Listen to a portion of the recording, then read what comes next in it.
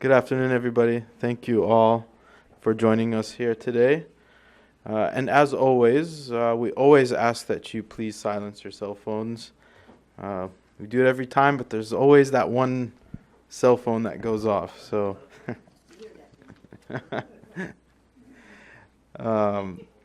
my name is Muhammad Muhammad. I'm the executive director here at the Jerusalem Fund and Palestine Center.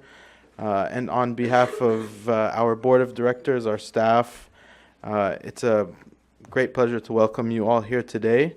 And of course, as always, it's a pleasure to have everybody watching online. It's also a great honor to introduce and welcome back our distinguished speaker, Dr. John Quigley, who will be delivering this year's Hisham Sharabi Memorial Lecture, which is titled Dissembling in Diplomacy, Israel's Secret Weapon.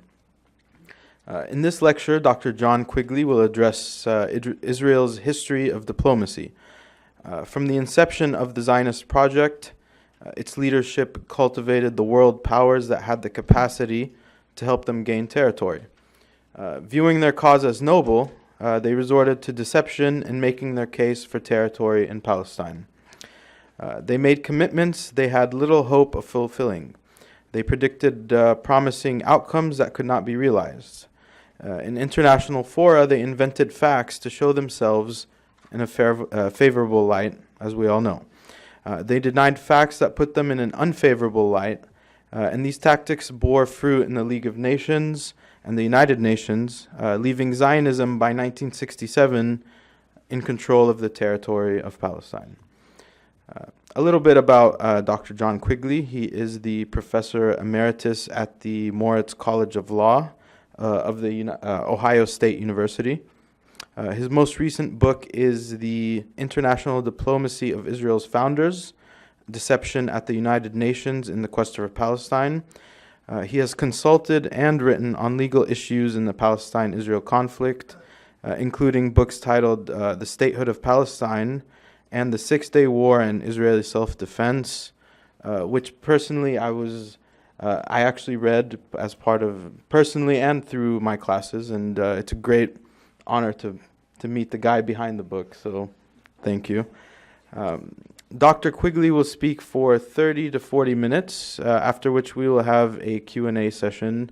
As always, we ask that you please wait for the mic to come to you so that everybody online can also hear.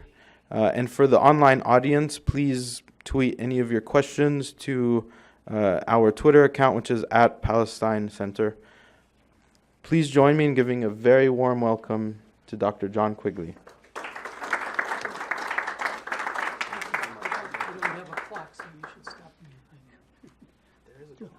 Oh, I see. Okay, very good. Okay.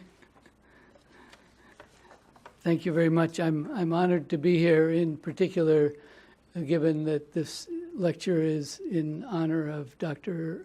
Hisham Sharabi, whom I counted as a close friend, and I recall distinctly having a discussion with him actually in this building some years ago, shortly after the meetings in Oslo and the Declaration of Principles that was signed here in Washington, where he was expressing his concern that Israel would use the talks that were contemplated as a way of extending its control over Palestinian territory, and that they were not likely to come to a successful conclusion. And I shared his concerns at the time, and unfortunately his concern has turned out not to have been unwarranted.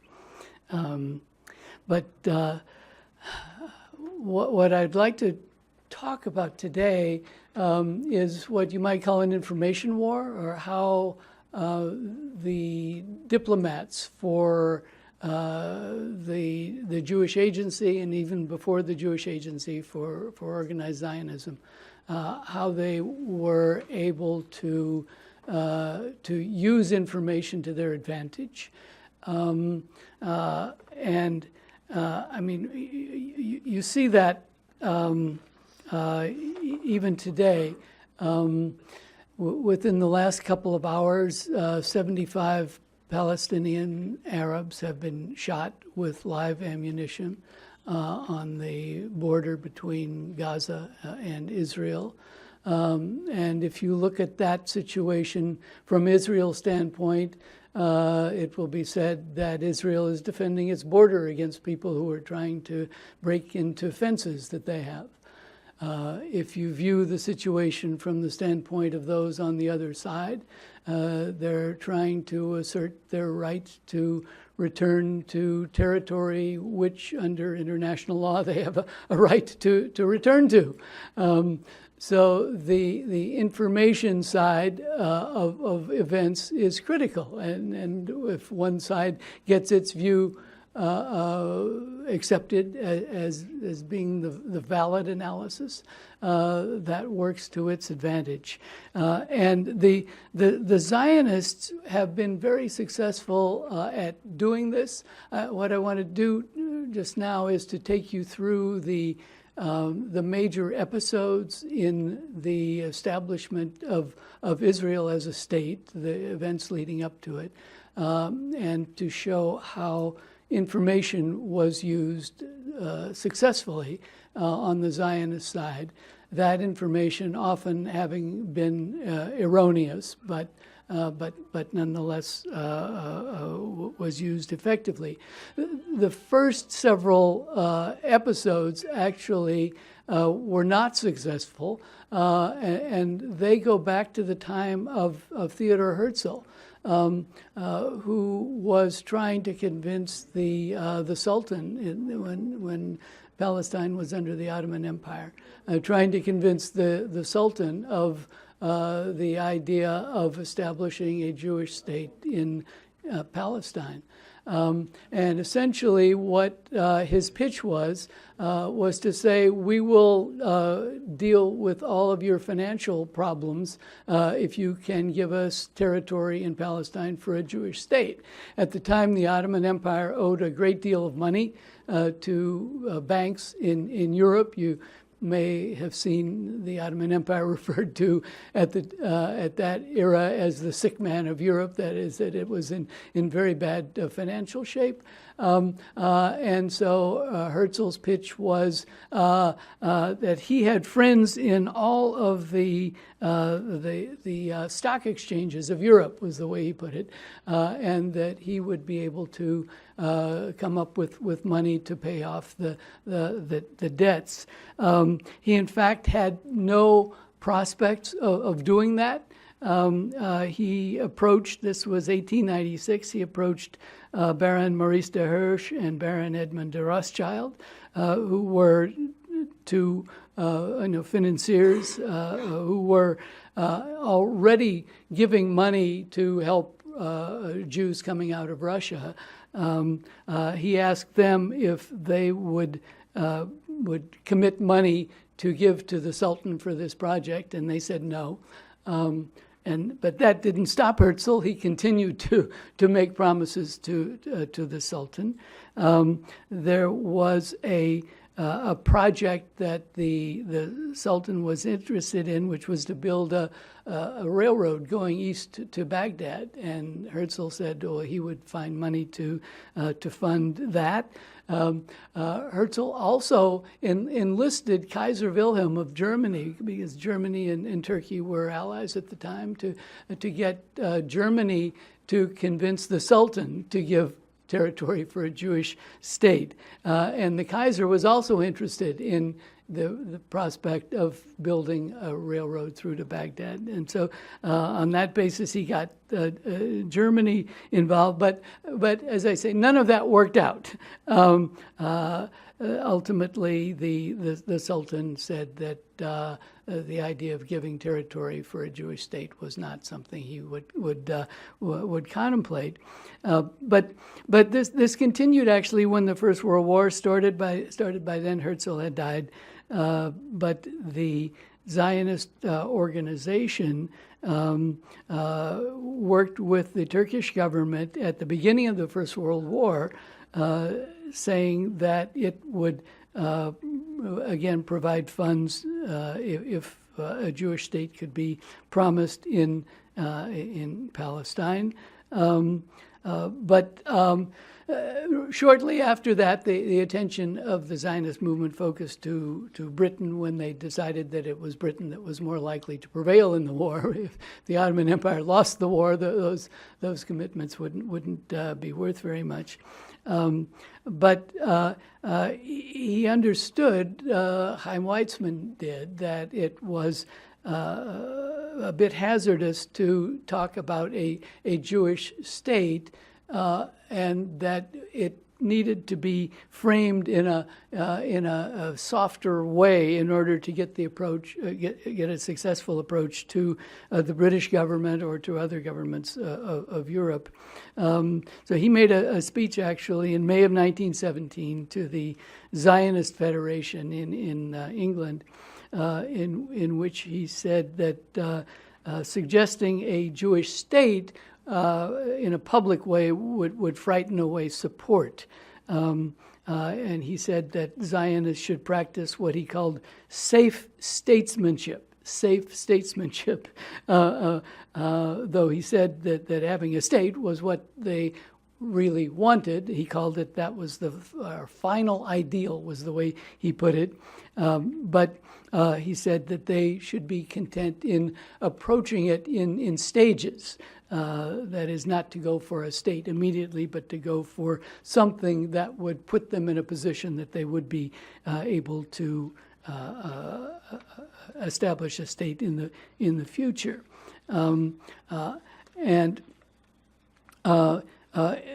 Weizmann promised to the British government that if it were to speak out in support of a Jewish state or something close to a Jewish state in Palestine, that he would be able to help them in winning the war against Germany, and in particular that he would be able to get the Jews of Europe, Jews, many of whom were fighting in the German army, Jews who were fighting in the Russian army, that he would be able to get them on Britain's side, to get the Jews fighting in the German army to lay down their arms, and the Jews in the Russian army to work with the Russian government to ensure that it remained as an ally.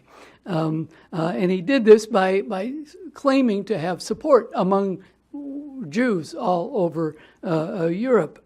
And at the time, he didn't really have that support. There wasn't a great deal of support for Zionism among Jews at the time. In fact, Weizmann made a speech to a Zionist meeting in Poland some years later, 1927, describing that period of the First World War and his entreaties to the British government. And he said, and I'm quoting now, "I trembled lest the British government would call me and ask, 'Tell us, what is this Zionist organization? Where are they, your Zionists?'" So he didn't have support, but he was claiming to have support, claiming that he would be able to help Britain win the war if it spoke out in support of a Zionist position on Palestine. But at the time, Britain was very desperate for support, and so this fell on ears that were willing to hear it. Weizmann and the Zionists in general were quite good at assessing the interests of the governments that were involved and making a pitch that was oriented to their concerns. And Britain apparently accepted that view to some degree, because once the Balfour Declaration was issued by the British government in November of 1917, it immediately translated the Balfour Declaration into Yiddish and made thousands of copies of the Declaration in Yiddish and took them up in airplanes over Germany and dropped them. The MI6 was very active actually during the war in doing a lot of propaganda in that way. They sent messages, down from airplanes on leaflets saying to the German people, your cause is hopeless, give up, the Allies are going to win. They'd been doing that, so this was part of that propaganda effort of Britain. But I think the fact that they did this with the Balfour Declaration indicates that they to some extent believed what Weizmann was telling them.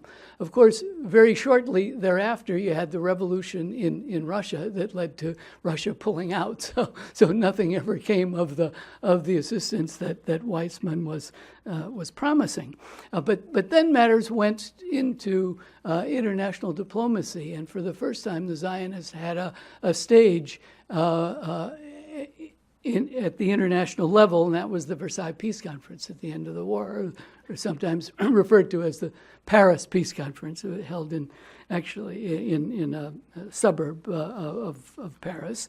And the Zionist organization was successful in getting itself access to that conference. This was a conference of governments, so people who were outside of government in general didn't have a voice there, but they were able, with the help of the British government and the U.S. government, to get themselves before what was called the Council of Ten, which was the kind of the main organ of the Paris Peace Conference. And several Zionist leaders went and made a pitch there. Chaim Weizmann was one of them, and he said that he, along with others, said that they came representing the Jews of the world. Nahum Sokolov, who was a Russian Jew, who was one of the Zionist leaders, introduced himself at the Council of Ten as representing the Jewish population of Palestine. Now, Sokolov was from Russia. He had never been to Palestine. He had no connection with any Jews in Palestine, but he told them he was representing the Jews of Palestine. And to some extent, I think they were taking advantage of the fact that what was going on in Palestine was not all that well known by the European leaders, and so they were able to make statements that were counterfactual, but were not immediately challenged as being untrue. Sokolov said that he not only represented the Jews of Palestine, but that he represented the Jews everywhere. Another Zionist leader, Menachem Usishkin, also speaking before the Council of Ten, introduced himself as being the president of a national assembly that represented 3 million Jews of South Russia. I think by South Russia he meant the Ukraine. At the time, there were probably no more than 2 million total Jews in Ukraine, and here Usishkin was claiming to represent 3 million Jews in Ukraine. And out of that 2 million, probably not very many of them were supporters of Zionism. Weizmann himself claimed before the Council of Ten that he spoke for 96% of the Jews of the world. He had a percentage. He said he represented 96% of the Jews of the world. How he came up with that figure, I can only guess. But at the time, as I say, Zionism was not a very widespread view among world Jewry. But they didn't get any pushback on that. They promoted the idea that Britain should have control over Palestine, and that, of course, was what the League of Nations ultimately acceded to. So their proposals there, their arguments were met with some success. But the U.S. Secretary of State, Robert Lansing, was on the Council of Ten, and Lansing was unlike Woodrow Wilson.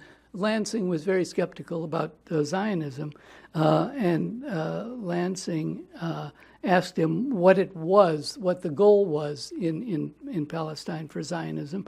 And Weizmann said that he did not want an autonomous Jewish government. He said that Jews would migrate over time, and they would settle in what he called the empty spaces of Palestine. The empty spaces of Palestine. So, they wouldn't do anything negative to the existing population, but that eventually some kind of government would emerge there, was what he said to Lansing. Of course, I think the Zionist idea all along was that in order to have a state there, it was necessary that there not be an Arab population. That was very interestingly mentioned just a couple of weeks ago in connection with the protests in Gaza by the former general in the Israeli army, Uri Avneri. Some of you may receive some of his postings. And in speaking about the what's is being called the March of Return now in Gaza, Avneri said, and I'm quoting, "Zionism from the beginning wanted to dispossess the Arabs from their land in order to create there a new Jewish nation.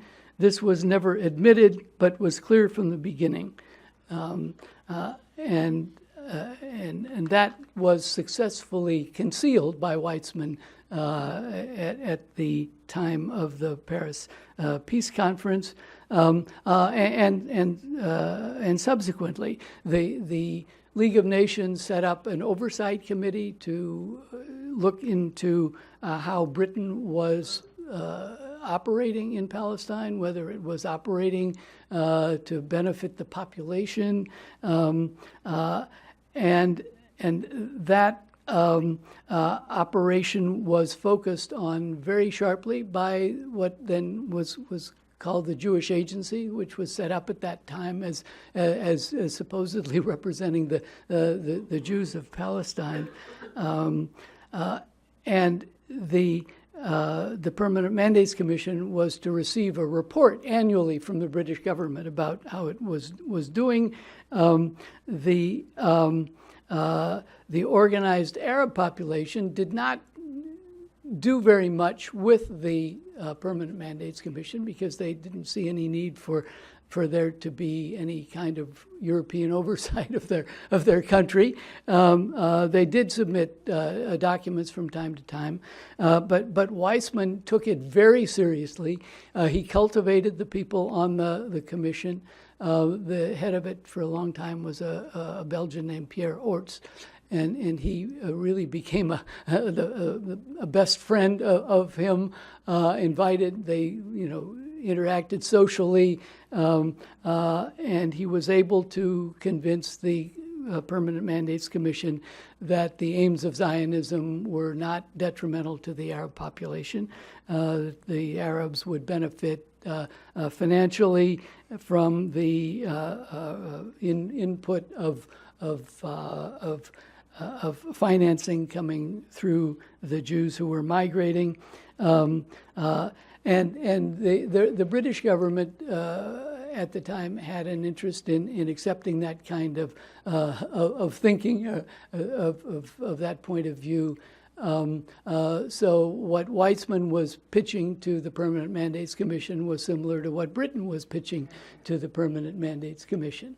Now, the British government, when they had actually a change of government in 1923, and did a kind of study of their policy on Palestine. That is, the new government wanted to see whether the previous government had been doing it properly, and they had a study that was conducted confidentially, and the conclusion of it was that they saw no prospect of anything good coming from their control of Palestine, that if they were to allow continued migration of Jews from Europe, it was going to lead to violence, and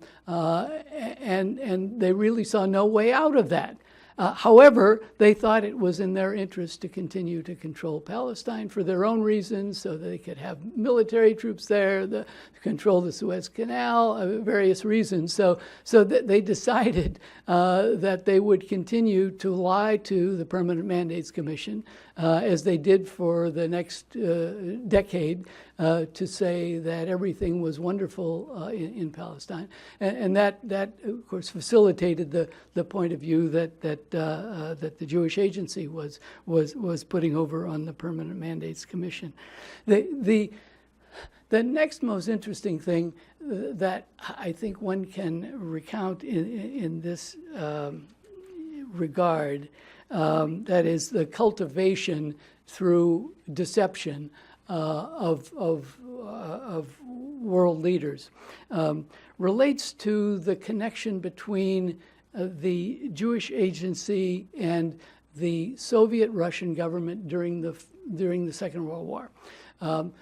By the beginning of the war, the Jewish Agency figured out, at least they were contemplating and anticipating that the war would be won by the Allies against Germany, and that by the end of the war, the Soviet Union would be one of the major players at the international level.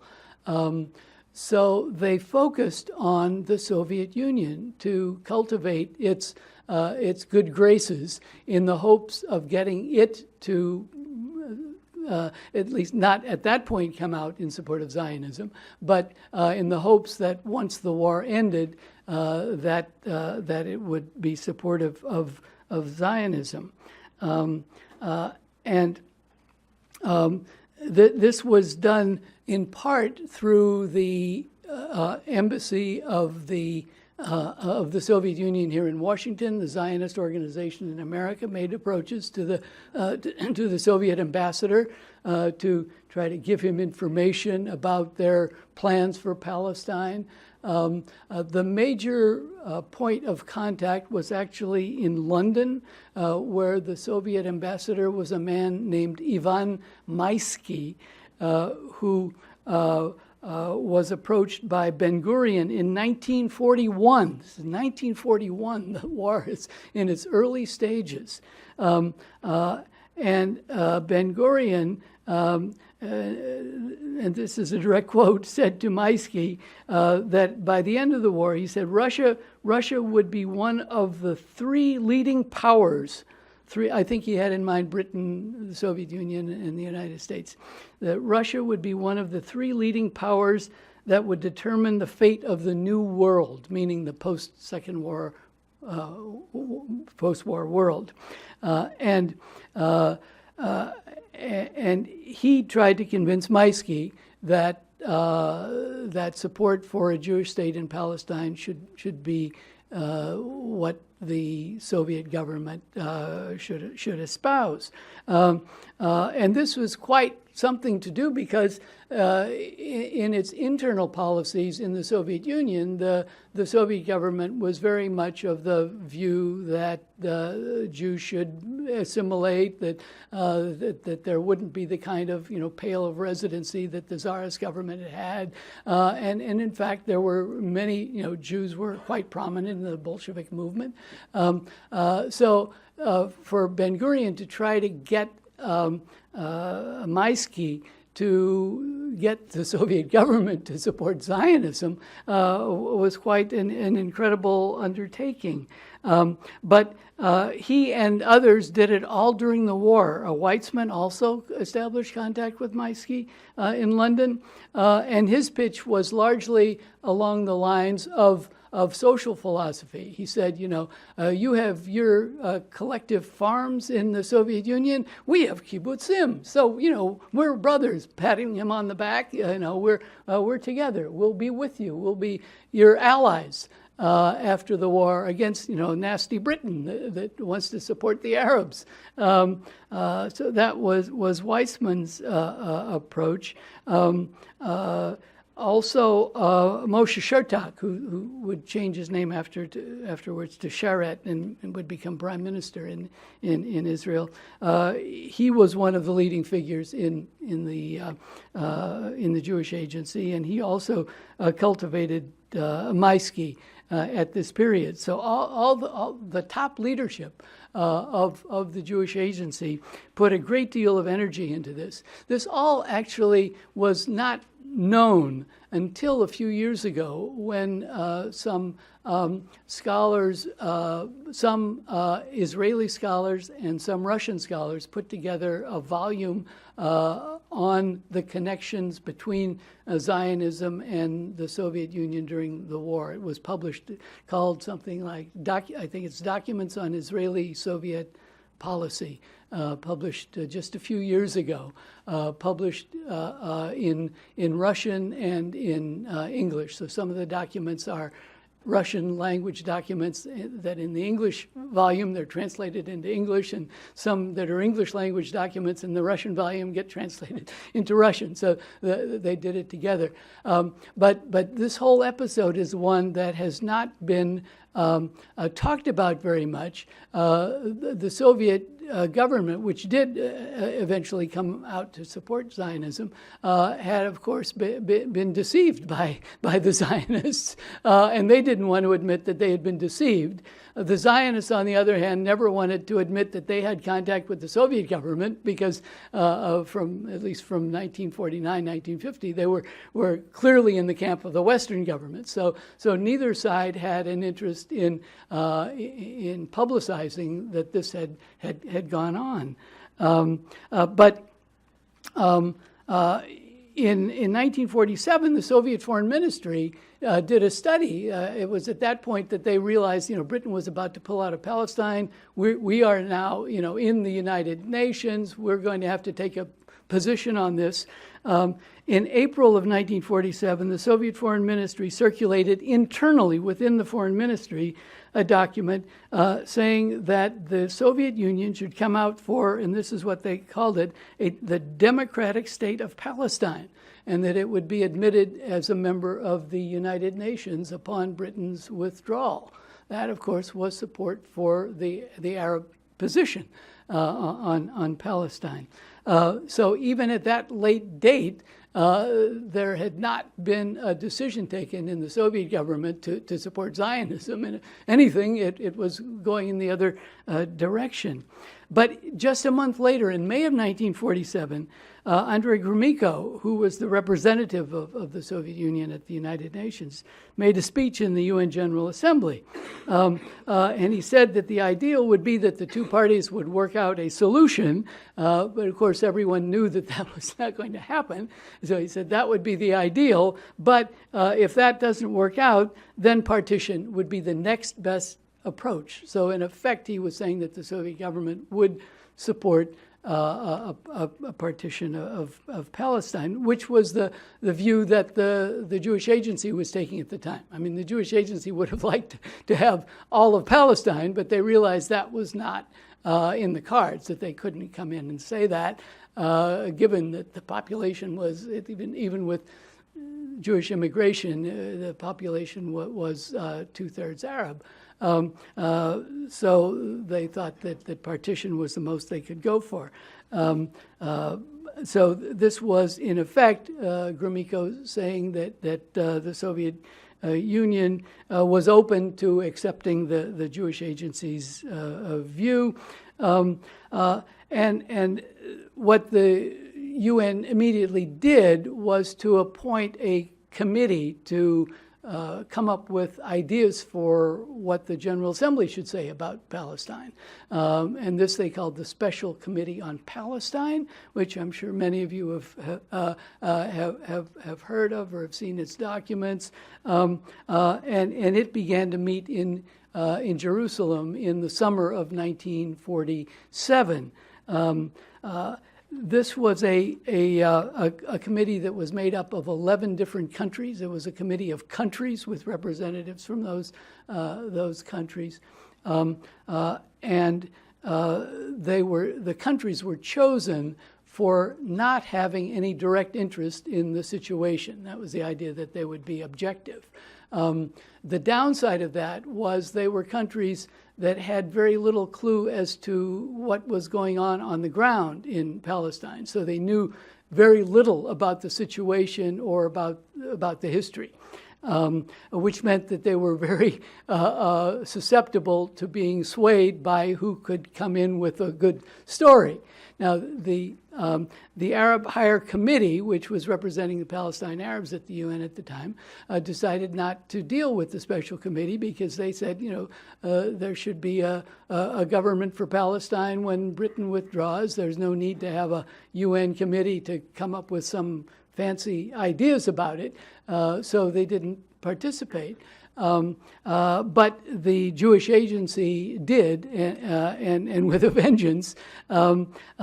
The main meetings were held at the YMCA building in Jerusalem, and the Mossad, which had already been organized, which later became the Israeli Mossad. It was the Mossad of the Haganah at the time. They organized very intensively.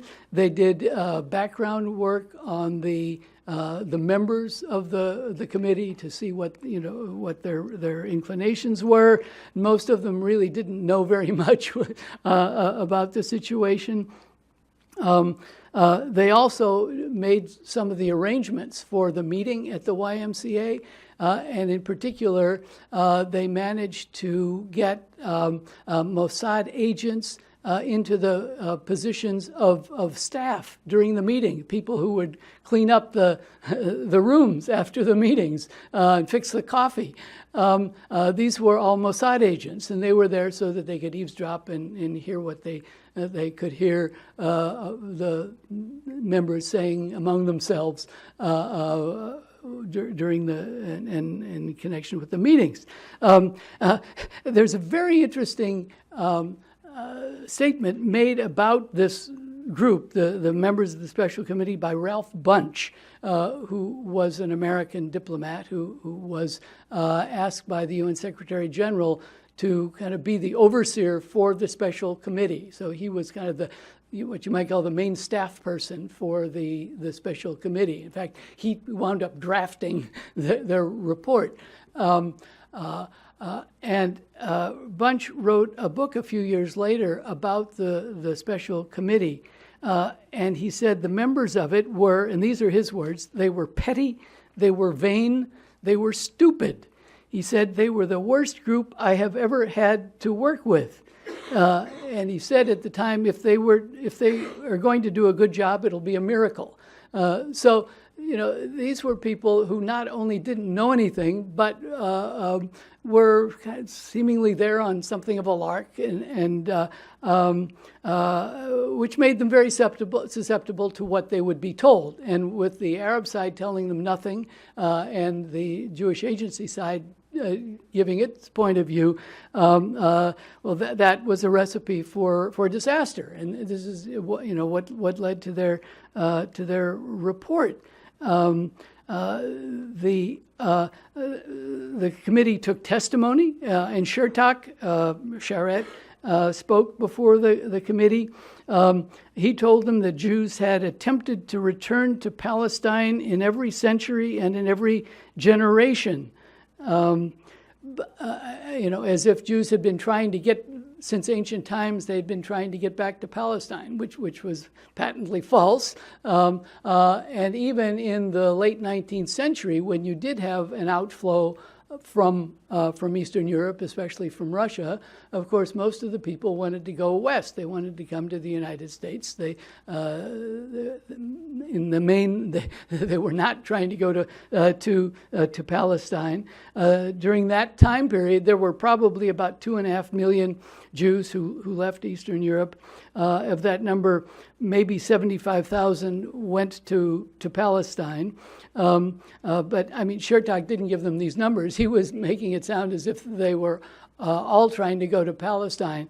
And actually, at the time, even of those Jews that did go to Palestine, I think some of them went because it was a lot cheaper to get a boat ticket to Palestine than to the United States. But of those who went to Palestine, probably half of them left within the next year or two. That is, even though they went to Palestine, they didn't stay because their lives didn't work out there. They didn't find economic opportunities. So in any event, there was a lot of prevarication here before this special committee on Palestine. An economist for the Jewish Agency by the name of David Horowitz spoke and said the Jews were paying more in the way of taxes to the mandatory government in Palestine, and that thereby benefited the entire population. So he was trying to make an argument that the Jewish presence was beneficial to the Arabs. An Israeli economist did a study on that issue actually about 20 years ago, and said that of the government programs in Palestine at the time, most of the benefit of those programs actually went to the Jews disproportionately. So what Horowitz was telling them wasn't true. But in any event, the special committee then was treated to something of a show by the Jewish Agency. It arranged for a boat of migrants to come into Palestine from Europe to arrive just at the time the special committee was there in Jerusalem. And there, of course, had been boats of this kind coming in, organized by the Haganah.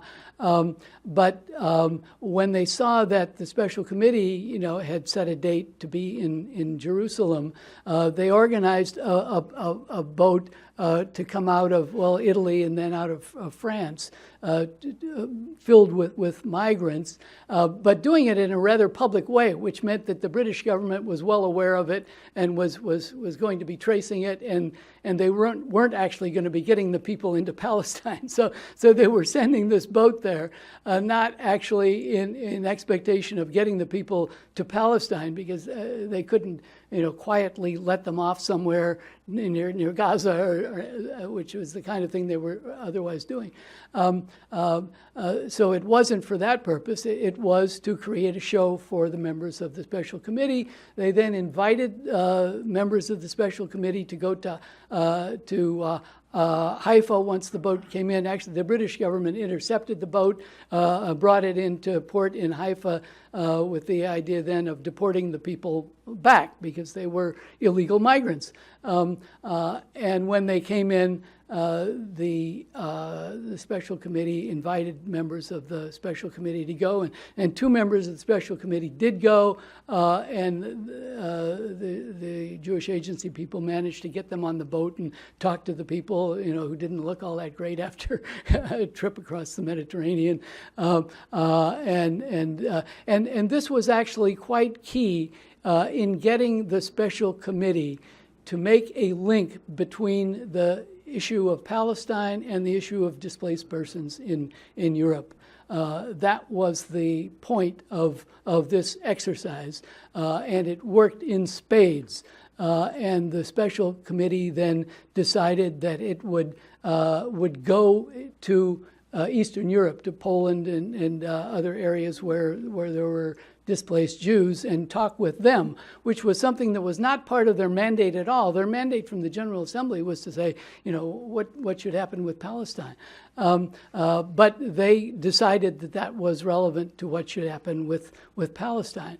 And that turn of thought came about largely because of this this vessel, which was called the Exodus 1947. You may have heard about it. Movies were made. It was something of a major event at the time and subsequently. So then this committee came up with its report. It was supposed to finish its report by the 1st of September, and that meant it didn't have much time to assess anything it was being told. Ben-Gurion also testified. Ben-Gurion told them that during the Crusades, every single Jew had been killed in Palestine, which simply wasn't true. And as I say, Chertok came in with this false information about the desire of Jews all over the world to go there. So they didn't have much time to assess this. They came up with their report, which was just very strongly in favor of a major Jewish state in Palestine. They even had Jaffa within the Israeli, what would have been the Israeli state, would have been the Jewish state, it was being called at the time. So they came up with a line to partition that had Jaffa in the Jewish state. That much was successfully changed by the General Assembly. So the General Assembly, actually, before it adopted what became the partition resolution, made amendments to the special committee's map somewhat in favor of the Arab side, because of the fact that the special committee had been so strongly in support of the Zionist position. And as I say, the special committee was doing that in large part because they had been manipulated by the Jewish agency. When this got into the General Assembly, then the General Assembly decided to set up a committee to work on the report of the special committee, and that was called the Ad Hoc Committee on the Palestinian Question, which was a committee of the whole of the General Assembly. So it was a committee that included every UN member state, and they met during the month of October of 1947, and they're the ones that came up with the partition resolution then in November of 47.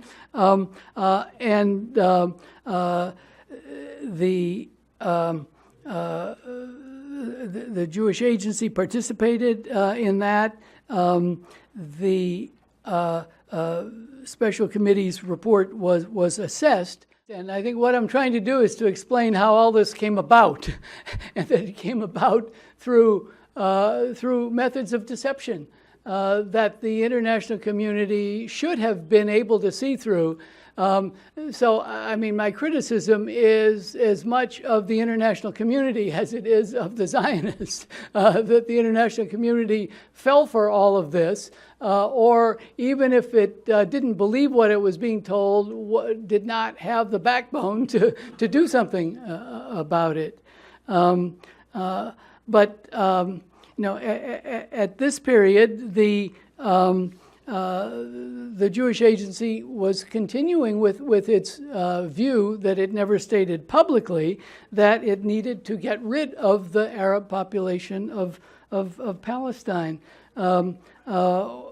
Actually, Ben-Gurion made a speech to the Jewish Agency Executive Committee November 2nd of 1947.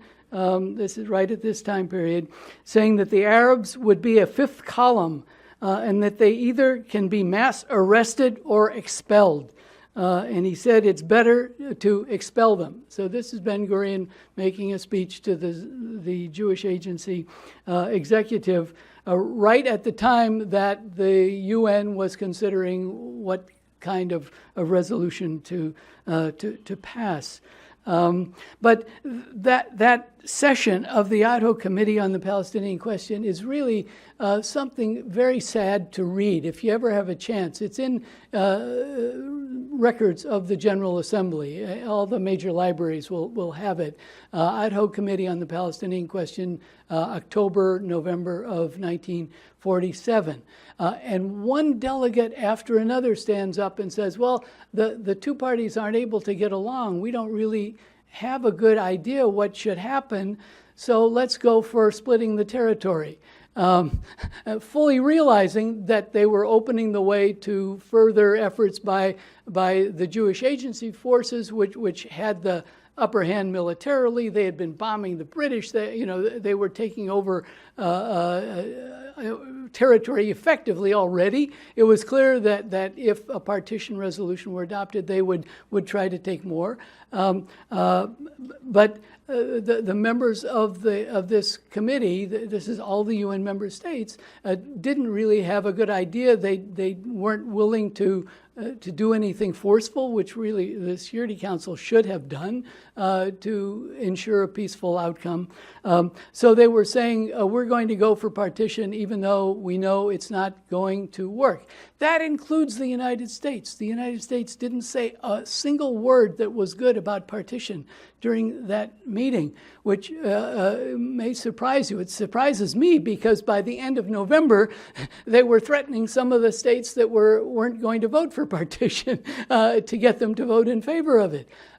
But the United States at that session of the ad hoc committee did not say anything that was favorable as to what partition would lead to.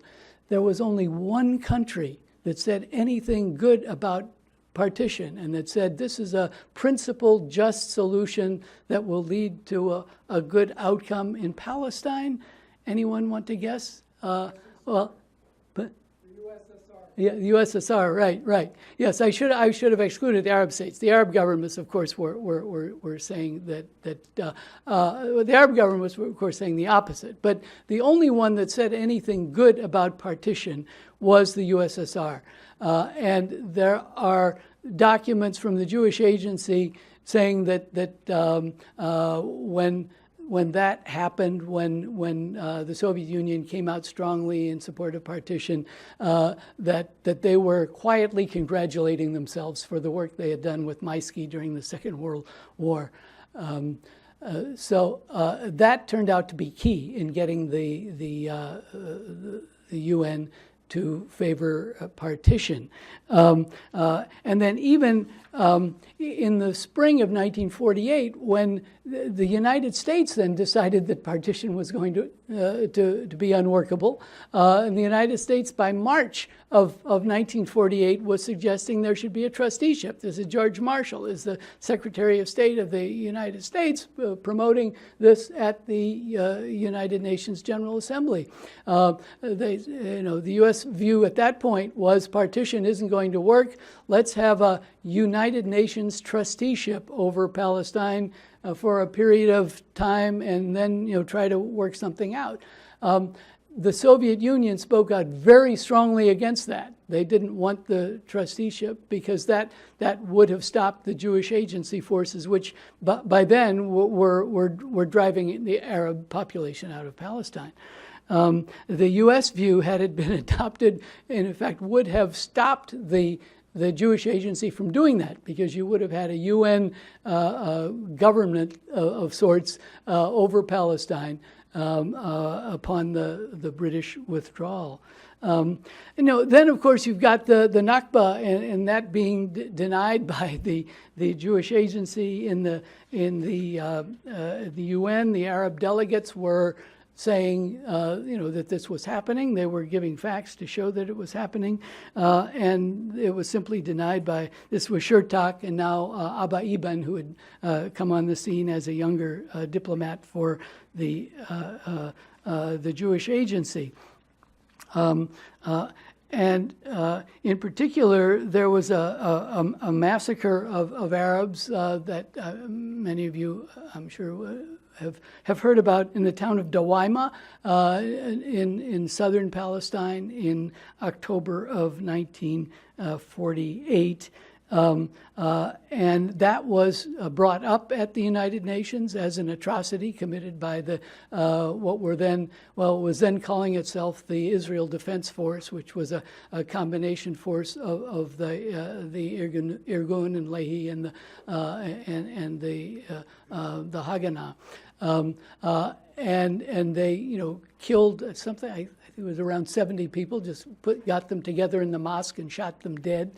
This was brought up at the United Nations as an atrocity, and Abba Eban said that it never happened because he said there were no civilians in the town of Dawaima at the time that this occurred, which was simply not not true. In fact, the IDF, the Israel Defense Force itself, did an internal report and said that it was Irgun people that had carried this out in the town of Dowaima. The Arab delegates were trying to get attention to what was going on, to the fact that this was a continuing expulsion situation. Henry Katan was representing the Arab Higher Committee at the time, and he made a very forceful speech in November of 1948. He said, 750,000 Arabs living in Palestine for centuries have been driven out, stripped of their possessions, reduced to the status of refugees, while their houses had been destroyed and pillaged. That was another thing that the Jewish Agency or IDF forces were doing. As soon as they got people out of a town, they would destroy the buildings.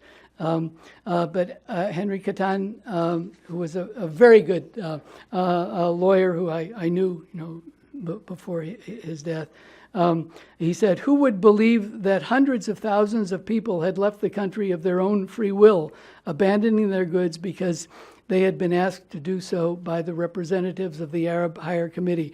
Shurtak had told the UN that the Arab governments had told the population to leave. Then Abba Eban kind of backed off that explanation, and his explanation was, well, there was a war going on, and people always get displaced during war, and that's why all the people were leaving, which didn't make a great deal of sense since it was only one segment of the population that was leaving. But in any event, that was what they were saying in response, and the UN, simply didn't. They didn't necessarily believe what was being said by Eban and Shurtak, but they didn't do anything about it. Let me go ahead. Let me just tell you that they lied their way into the United Nations to get membership in May of 1949. They came in and they were quizzed about Jerusalem in particular, and they said, no, we're not going to take Jerusalem. Don't worry, we'll go along with having Jerusalem as corpus separatum. So they got admitted to membership, and then immediately Ben Gurion says, well, Jerusalem is our eternal capital, and you know the rest on that. The really worst, I guess I'll end with this, is 1967, which to my mind is probably the most successful effort at deception. That is, when Israel attacked Egypt on the morning of the 5th of June, 1967, Abba Eban called in the U.S. ambassador and said, well, what happened this morning was that Egypt sent its forces in large numbers into Israel, and we're acting now to repel them from our territory. Then he drafted a letter that Levi Eshkol, the prime minister, sent both to Kosygin in Russia and to Johnson in the United States to explain what Israel was doing. And in the letter, amazingly, he didn't talk about these Egyptian forces coming into Israel. He somehow forgot that. I think he decided that he couldn't get anybody to believe that because there was no evidence that it had occurred. So he said, instead, the Egyptians shelled 3 villages in southern Israel, and that's what precipitated the war. We responded to the shelling of these 3 villages, plus we had evidence that the Egyptian Air Force was coming to attack us. Our radar showed that they were coming in. So he made these allegations, which were more difficult to discount, and of course they were not true. But that's what he said. And then he went to the UN Security Council and said the same thing. He didn't get the names of the villages quite right in the letters that he drafted for Kosygin and for Johnson. He had the names were a bit different. So, I mean, he was doing this on the fly because their original plan for invading Egypt was that they were going to send a boat through the Straits of Tiran, get the Egyptians to fire on it, and then they would respond to that. And they would say, the Egyptians shot first, so we are responding. They even had a boat. It was a Greek cargo ship. They bought the Zim shipping line of Israel, bought it. equipped it at the port of Massawa in Eritrea. They renamed it. They renamed the ship the Dolphin, and they had a crew of 60 IDF military personnel on the ship, pretending to be, civilian sailors, and they were in Massawa awaiting orders to sail into the Straits of Tiran so that the Egyptians would fire on it. Right at this time, Moshe Dayan became defense minister, 1st of June, 1967, and he decided it was a bad plan. He was afraid that the Egyptians would be smart enough not to fire on the ship, and the whole thing would collapse. And then the Egyptians would know that something was up. So he squelched the plan on the 3rd of June. So they only had between the 3rd and the 5th to come up with a new reason for the invasion. The one the Israeli government gives now is that they did it in anticipatory self-defense, that they expected Egypt to attack. That's what you hear nowadays if you talk to the Israeli government about 1967.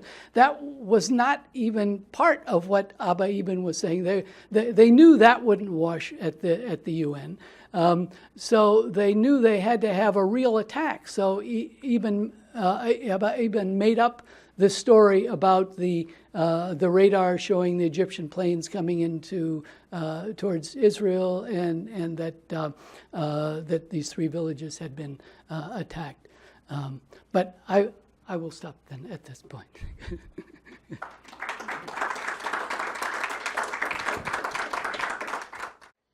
We do have one from an online question from the Institute for Research on Middle Eastern Policy.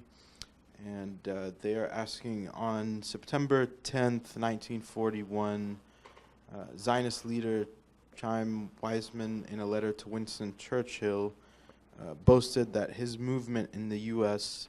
effectively helped to tip the scales in America in favor of Great Britain. They are keen to do it and may do it again. Do you give any weight to that? Well, the Zionist movement was playing all sides, so that's quite consistent, I think, with the approach that they were taking at the time. Okay. Any question? Any other? You left off on the 3rd of June. Within 48 hours thereafter, the IDF Air Force attacked the USS Liberty repeatedly in broad daylight with its flag flying. Can you comment on the stories they told about that?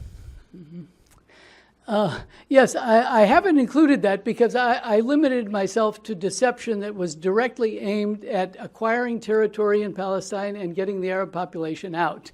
And that's kind of a side story relating to the United States, although it does relate to the 1967 war, specifically to the attack on Syria, because the USS Liberty probably had intelligence information. It was an intelligence vessel, probably had information indicating that Israel was about to attack Syria, which the Johnson administration did not want Israel to do because the Johnson administration was afraid that the Soviet Union would come in support of Syria and would kind of get into a major war.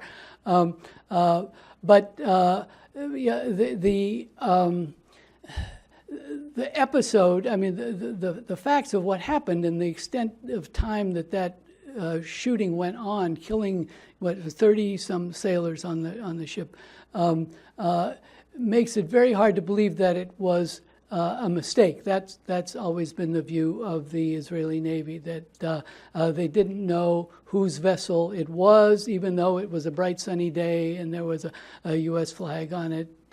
And then the from the ship they were sending messages, saying, we're being hit, stop, and it went on for hours and hours and hours.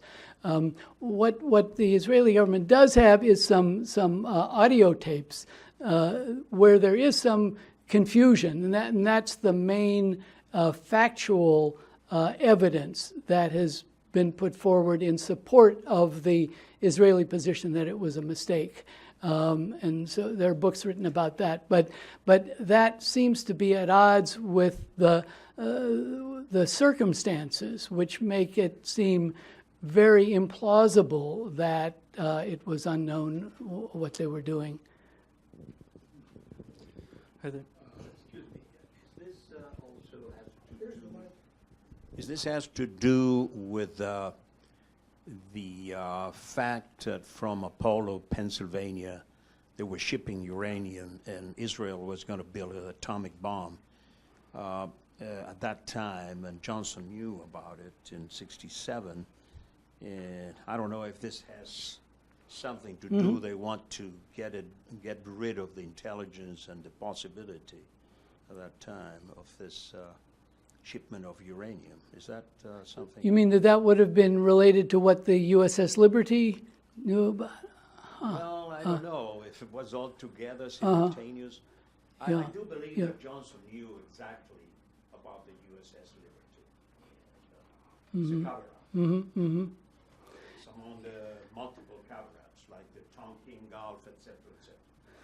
In my view, So this was a cover-up, and I wonder if it has to do with the start of Right. Dimona, with the building of atomic weapons. Yeah, I mean, the United States was covering for Israel in a variety of ways. I mean, the 1967 war, of course, even though Johnson had been telling them, don't invade Egypt, don't invade Egypt. Abba Eban was here in Washington last week of May 1967 saying, the Egyptians are going to attack us. Won't you support us if we attack first? And Johnson was saying, no, the CIA is telling me that there's no way that the Egyptians are going to be attacking. So, and then when it did jump off on the 5th of June, the United States, knowing that Israel had committed aggression, covered for it at the Security Council.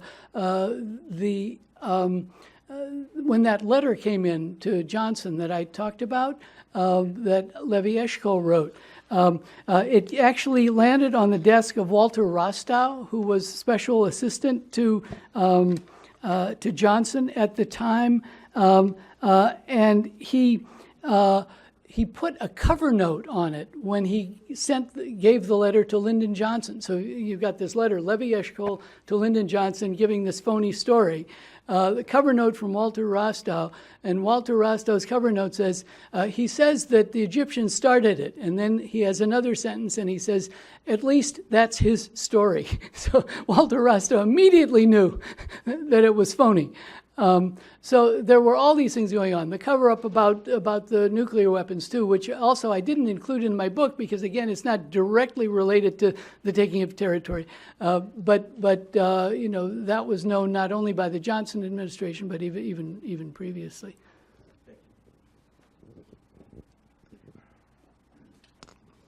In 1947, did the U.S. want to take in more Jews, or did the solution just suit them fine to have them settle in Palestine?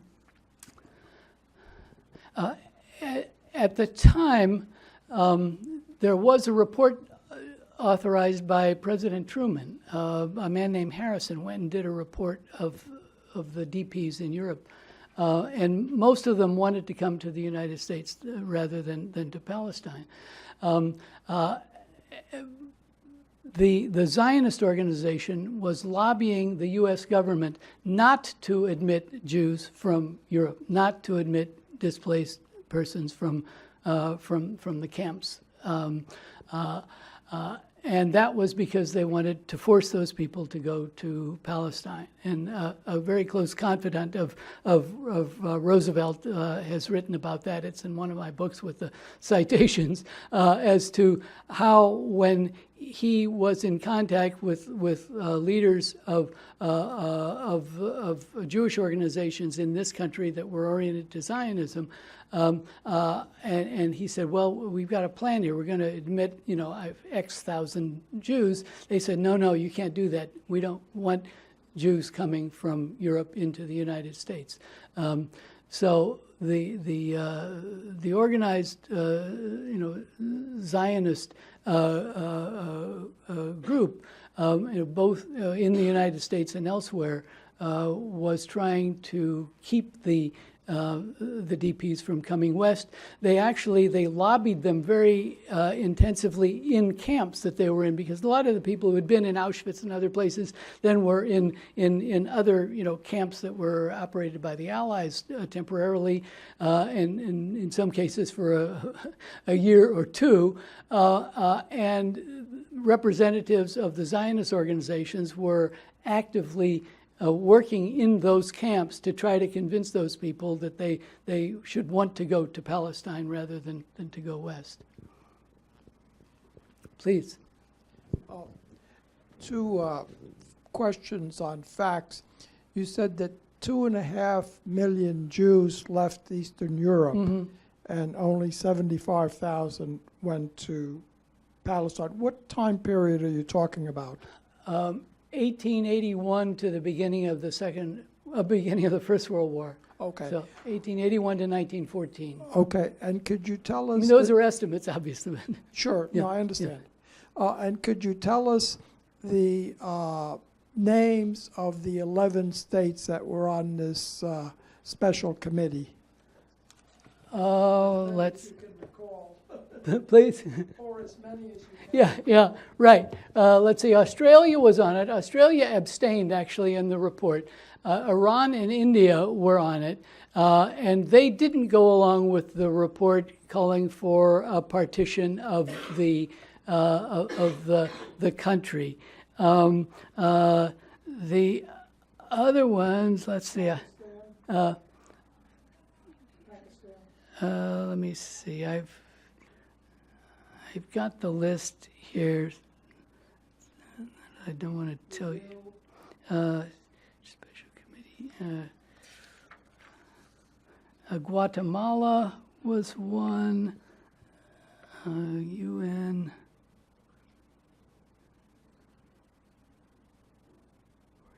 48, 50.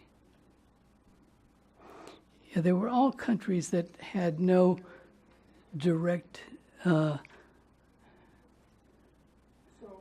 you're saying that Pakistan was not one? I'm not saying anything about Pakistan. I'm looking here.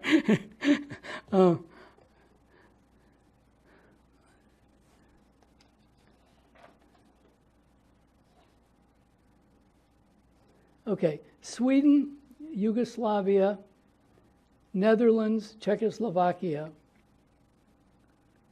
Australia, Canada, Guatemala, Peru, Uruguay, India, and Iran. So no Pakistan. Okay, but there was one Muslim country. Iran, yeah. Or India, I don't know. Do you want to call India a Muslim? No. Well, Yeah. it's not majority. Right. But those two did refuse to go along with the partition. They came up with another proposal that would have been a kind of federated Palestine, a single country, but with some, a Jewish and an Arab segment. Yeah, so they were unwilling. So, but it is interesting because they are the countries that were in favor of the majority report for partition were all either European countries or countries that were settled by Europeans elsewhere in the world: Australia, Canada, Guatemala, Peru, and Uruguay. So it was essentially a European group. Mm-hmm. Take one more question. Thank you very much for your work and for this talk. On the, of course, it sounds the UN process reminds one of Munich. You sort of take a look at it. My question has to do with the long-term dispossession ambition. What kind of access do you have to internal records that would indicate that the original goal was dispossession, as distinct maybe from, we don't really know what we're going to do, and we'll decide what we're going to do when we get there? Mm-hmm. Yeah, that's a very good question. There was a committee established in 1937, and Chertok was on it, within the Jewish Agency. They called the Transfer Committee, and it was to look into ways of getting the Arabs out of the country. But there is some ambiguity in the way they were planning to do that. I mean, they were looking into the possibility of purchasing land in Iraq. That was one idea. We'll buy a bunch of land in Iraq and encourage people to go there. So there's not what you would call a smoking gun saying we're going to expel them all, except, well, I did give you the speech by Ben-Gurion on November 2nd, 1947, where he did say, well, the Arabs will be a fifth column, and we need either to arrest them or expel them. And then there are letters that Ben-Gurion wrote to his son that are quoted in one of my books at the time, that in around 1937 to 38, where he also makes it rather clear that the idea was to get the Arabs out, and that if it couldn't be done in some other way, that then it should be done by force. But yeah, there are several books have been written on this that I can refer. Nur Masala has a book on the subject that goes into some of the documents. Okay, we have time for one final question. Is Ralph the first name of the bunch that you mentioned? If so, he's a Nobel Peace Prize winner. Yes, it was Ralph Bunche, and he was given the Nobel Peace Prize for his efforts in Palestine. And his son is the one who was in charge of building and getting the money for the new museum that is on the mall of the African American culture. Yes, I just saw that recently. Yes, yeah, that you've got the right Ralph Bunche. Thank you so much, Dr. Quigley. Thank you for your wonderful presentation. And please, everybody, give a round of applause to Dr. Quigley. Thank you.